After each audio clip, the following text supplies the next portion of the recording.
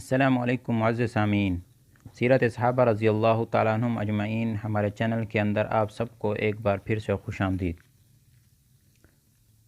ہم اپنے فتوح شام کے سلسلے کو آگے بڑھاتے ہیں کہ جرجیس کا اور صحابہ رضی اللہ تعالیٰ عنہم اجمعین کے درمیان جب معاہدہ طے نہیں ہوا تو جرجیس نے دربان کو حکم دیا کہ سیکلہ نامی پادری کو بلا کر لائے تاکہ اس ربیعہ ابن عامر رضی اللہ تعالیٰ عنہ کے ساتھ مناظرہ کیا جائے۔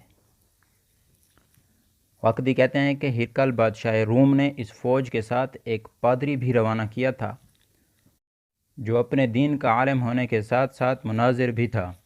چنانچہ وہ آیا اور برجیس نے اس سے کہا کہ اے ہولی فادر، آپ اس شخص سے ان کے دین کے متعلق کچھ دریافت کر کے ہمیں بتائیے۔ سیکلہ نے حضرت ربیع ابن عامر رضی اللہ تعالیٰ عنہ سے دریافت کیا کہ اے عربی بھائی، ہماری کتابوں میں لکھا ہے کہ اللہ تعالیٰ ایک نبی عربی ہاشمی قریشی پیدا کرے گا جس کی علامت اور شناخت یہ ہوگی کہ اس کو اللہ تعالیٰ آسمانوں پر بلاوے گا۔ کیا تمہارے نبی کے ساتھ ایسا ہوا ہے؟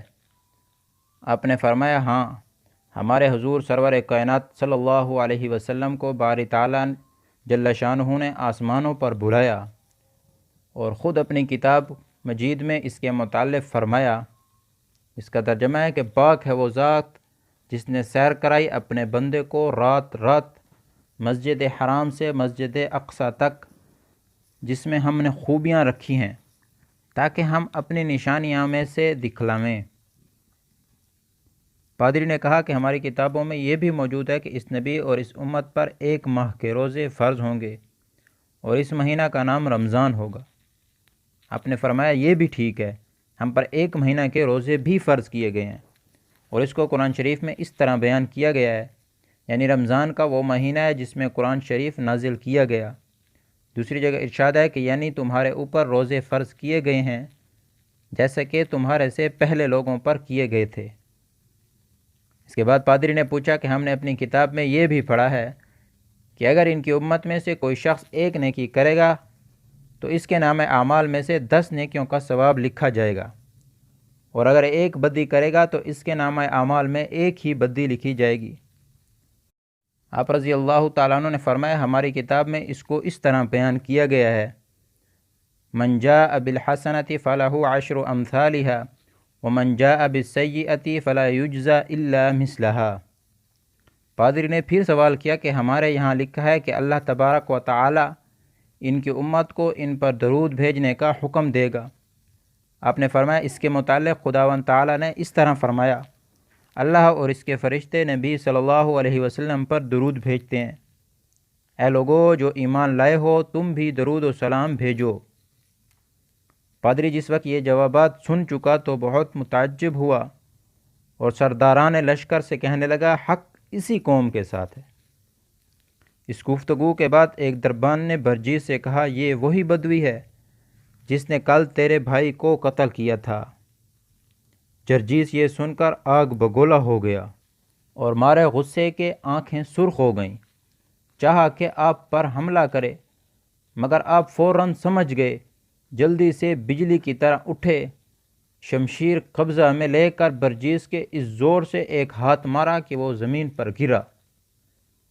رومی آپ پر حملہ آور ہوئے، آپ گھوڑے پر سوار ہو کر حل من مبارز کا نعرہ لگائے مرد مقابل ہو گئے۔ حضرت یزید بن ابی سفیان رضی اللہ تعالیٰ عنہ جب اس طرح پڑھتا ہوا دیکھا تو آپ نے پکار کر کہا مسلمانوں، تمہارے رسول صلی اللہ علیہ وسلم کے صحابی کے ساتھ اعداء دین نے غداری کی، تم بھی فوراً حملہ کر دو۔ یہ سنتے ہی مسلمانوں نے حملہ کر دیا۔ ایک فوج دوسری فوج کے ساتھ بالکل مل گئی۔ رومی بڑے استقلال کے ساتھ لڑ رہے تھے۔ اچانک مسلمانوں کی ایک دوسری فوج جو سرکردگی شرجیل ابن حسنہ رضی اللہ تعالیٰ عنہ کاتب رسول اللہ صلی اللہ علیہ وسلم آ رہی تھی دکھلائی دی۔ مسلمانوں نے جس وقت عین لڑائی میں اپنے بھائیوں کو آتے دیکھا تو حوصلہ بڑھ گیا اور اس زور سے حملہ کیا کہ رومیوں میں گھس کر تمام کے سروں کو تلوار کی بھینٹ چڑھا دیا۔ وقتی کہتے ہیں کہ اس لڑائی میں 8000 رومیوں میں سے ایک شخص بھی زندہ نہیں بچا تھا۔ تبوک شام سے زیادہ فاصلے پر تھا، اس لیے عربوں نے تعاقب کر کے سب کو قتل کر دیا تھا۔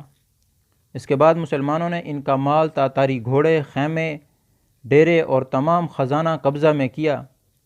شرجیل ابن حسنہ رضی اللہ تعالیٰ عنہ سے مع ان کے ہمراہیان کے ملاقات کی، سلام و نیاز کے بعد ایک جگہ پڑاؤ کیا۔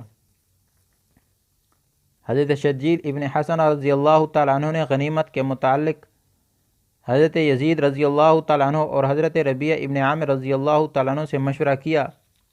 دونوں حضرات نے متفق اللفظ ہو کر فرمایا کہ غنیمت کا مال جو ہم نے رومیوں سے حاصل کیا ہے، حضرت صدیق اکبر رضی اللہ تعالیٰ عنہ خلیفہ رسول اللہ صلی اللہ علیہ وسلم کی خدمت میں روانہ کر دیا جائے، تاکہ اس مال کو دیکھ کر مسلمانوں کے دل میں جہاد کا شوق پیدا ہو اور مسلمان جوک در جوک اس طرف آئیں۔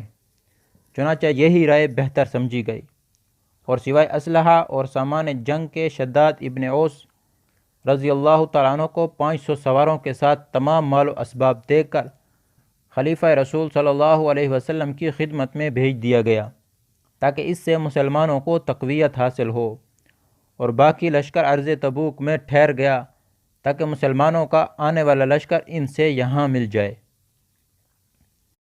واقدی رحمۃ اللہ علیہ کہتے ہیں کہ شداد ابن اوس یہ اسباب لے کر مدینہ طیبہ پہنچا، تو جس وقت مسلمانوں نے انہیں دیکھا، تکبیر و تحلیل کی آوازیں بلند کیں، اللہ اکبر کی گونجنے والی آواز حضرت ابوبکر صدیق رضی اللہ تعالیٰ عنہ تک پہنچی، تو آپ نے اس کا سبب دریافت فرمایا۔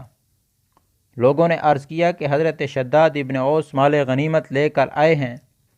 اب یہ ذکر ہو ہی رہا تھا کہ شداد ابن اوس مع ہمراہیوں کے آ پہنچے، اور سواریوں سے اتر کر اول مسجد میں جا کر تحیت المسجد کی نوافل ادا کیں، پھر سردار دو جہاں محمد صلی اللہ علیہ وسلم کی قبر شریف پر سلام پڑھا۔ اس کے بعد حضرت صدیق اکبر رضی اللہ تعالیٰ عنہ کی خدمت میں حاضر ہوئے اور سلام کے بعد فتح کی خوشخبری سنائی، رومیوں کے متعلق تمام قصہ بیان کیا۔ حضرت ابوبکر صدیق رضی اللہ تعالیٰ عنہ نے سجدہ شکر ادا کیا اور اس کو نیک فال تصور فرمایا۔ اس مال غنیمت سے مسلمانوں کا ایک دوسرا لشکر مرتب فرمایا۔ اس کے بعد آپ نے ایک خط اہل مکہ معظمہ کے نام ارسال فرمایا، جس میں جہاد کی ترغیب دی گئی تھی۔